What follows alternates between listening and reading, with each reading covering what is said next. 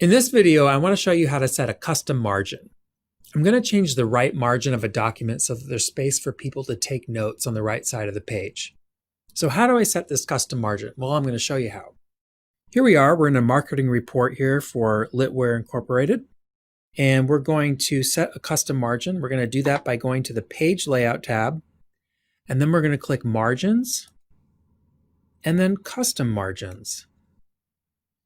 This page setup dialog box is great because it allows me to have finer control over the width of the margins.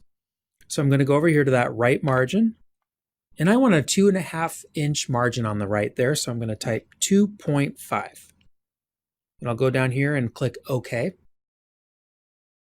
And there we go, we've got a 2.5 inch margin on the right hand side here so that people can take some notes.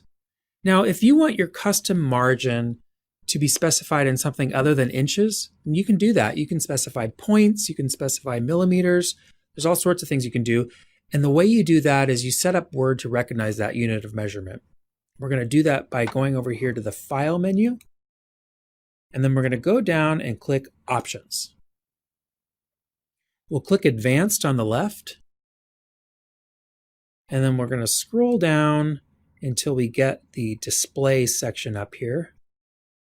Here we are on Display, and we're going to show measurements in units of, and then we can choose either centimeters, millimeters, points, or picas. I'm going to choose points, and then I'm going to go down here and click OK.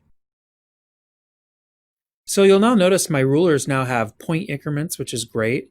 And if I go back up to Page Layout, click Margins, and then Custom Margins, you'll see I have points now specified for my margins instead of inches. So that's how to set custom margins in Word.